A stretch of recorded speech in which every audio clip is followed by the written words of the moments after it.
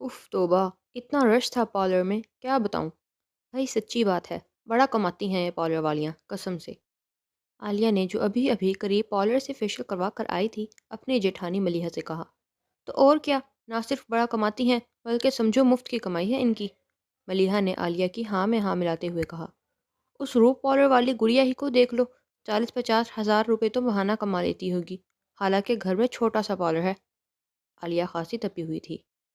सिर्फ आईब्रोज बनाने के ही 100 रुपये ले लेती है, मलिहा ने लुकमा दिया। और सिर्फ ट्रिमिंग के 1000-1500 रुपये। आलिया को पिछले दिनों करवाई गई कटिंग के 1000 रुपये देने का बहुत दुख था। याद है, जब खावर की शादी पर मैं उसके पास तैयार होने गई थी, तो 2 दुल्हनें तैयार थीं। 2 तो मेरे सामने ही आई थीं। ब्राइडल मेकअप के कम अज़ कम 20,000 रुपये ले लेती है। शादी सीज़न में तो हफ्ते के 70-80 हज़ार रुपये आराम से बनाती होगी। मलिहा तो उसकी कमाई बकायदा उंगलियों पर गिनने लगी। भाभी मुफ्त की कमाई है, मुफ्त की। कहते हुए आलिया भूल गई कि यही पार्लर वालियाँ हैं जो घंटों खड़े रहकर उनका बनाव सिंगार करती हैं, उन्हें सजाती संवारती हैं। पेडिक्योर के नाम पर उनके गंदे भद्दे पैरों को अपनी गोद में रख कर साफ सुथरा करती हैं।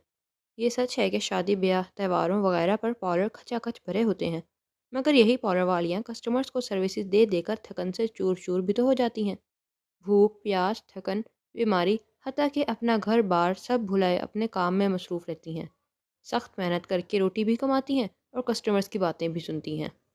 अरे बदबख्त रूबी, इस मोबाइल को छोड़ और उठकर आलू वाले चावल ही बना ले, समीना ने बेटी से कहा। क्यों, आपकी बहू रानी नहीं आई अभी तक? रूबी ने घड़ी की तरफ देखा जो 7 बजा रही थी। पता तो है महारानी का, जब उसका दिल करता है तभी घर आती है। पार्लर को तो उसने बस बहाना बनाया हुआ है। वहाँ जाकर आराम फरमाती है, ऊपर से ये बला भी हमारे सर डाल जाती है। समीना ने अपनी 3 साला पोती की तरफ इशारा करते हुए कहा, जो फर्श पर बैठी खिलौनों से खेल रही थी। ऐसा कहते हुए उनके ज़मीर ने एक बार भी मुलामत नहीं की कि उनके घर के आधे से ज़्यादा अखराजात बहू की पार्लर की आमदनी ही से पूरे होते थे। बहू रानी, जिसे वो दिन भर कोसती रहती हैं, दोपहर का खाना पकाकर पार्लर जाती है और पार्लर से आते ही रात के खाने की तैयारी में जुट जाती है। भाई अम्मी, मैं इतनी गर्मी में किचन में नहीं जा सकती, आप बाज़ार से कुछ मंगवा लें। रूबी ने माँ को साफ जवाब दे दिया, तो समीना गुस्से में उठकर खुद ही चावल पकाने लगी, मगर इतने ही चावल निकाले कि वो रूबी और बेटा खा सके, बहू के लिए ना बचें। आखिर देर से घर आने की कुछ तो सज़ा मिलनी चाहिए, समीना बड़बड़ाई। उफ, आज तो बहुत देर हो गई, मारिया ने पार्लर बंद करते हुए सोचा। पार्लर पर आज मामूल से ज़्यादा रश था। 8 बजे पार्लर बंद करने लगी तो 2 पुरानी कस्टमर्स पार्टी मेकअप के लिए आ गईं। जब उनको इनकार भी नहीं कर सकती थी। उनका मेकअप करके फारिग हुई तो रात के 10:30 बज रहे थे। उसने जल्दी जल्दी पार्लर लॉक किया और तेज तेज कदम उठाती घर की तरफ रवाना हो गई, जहाँ गुस्सेली सास, शोहर और 3 साला बेटी उसके मुंतजिर थे। आ गई महारानी साहिबा, सैर सपाटे करके। मारिया दरवाज़ा खोलकर अंदर दाखिल हुई तो सलाम के जवाब में सास का तंजिया जुमला सुनने को मिला, जिससे वो खामोशी से पी गई कि इस वक्त इसमें इतनी एनर्जी नहीं थी कि अपना दिफा में कुछ कह सकती या वजाहत पेश करती। और सुनो, इस बला को अपने साथ ले जाया करो, रो रो कर जीना हराम कर देती है, सास ने पोती की तरफ इशारा करते हुए कहा। मारिया ने अपनी 3 साला बेटी को देखा, जो दादी के साथ चारपाई पर सो रही थी। मारिया ने सामान रखा, हाथ मुंह धोया और सबसे पहले अपनी बेटी को उठाकर कमरे में ले गई। फिर भूख से बेहाल किचन में गई तो खाली बर्तन उसका मुंह चिढ़ा रहे थे। उसने सुबह का नाश्ता किया हुआ था कि रश के बायस दोपहर में कुछ खाने का वक्त ही नहीं मिला। अम्मा, आज घर में कुछ नहीं पका क्या? मारिया ने सास को मुखातिब करते हुए कहा। क्यों नहीं पकेगा? दाल तो तुम पका कर ही गई थी। हमने चावल पका लिए थे, मगर ख़त्म हो गए। तुम ऐसा करो कि बाज़ार से कुछ मंगवा लो। वैसे भी तुम्हें तो बाज़ार के खानों का ऐसा चस्का लगा हुआ है। अच्छा खासा कमाती भी हो, तो तुम्हारे लिए क्या मुश्किल।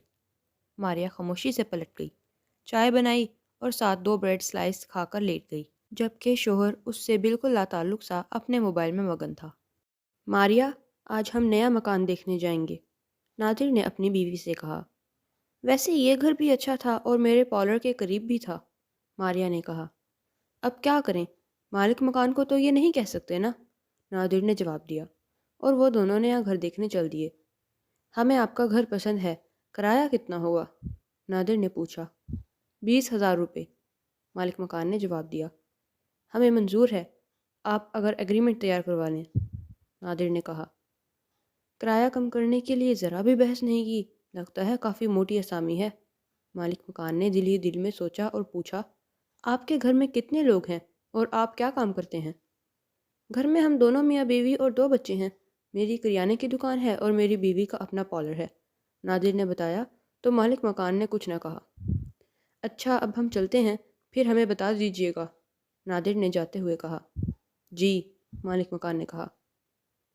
میرا خیال ہے مکان ان لوگوں کو کرائے پر دے دیتے ہیں، چھوٹی فیملی ہے، اچھے لوگ لگ رہے ہیں، مالک مکان کی بیوی نے رائے دی۔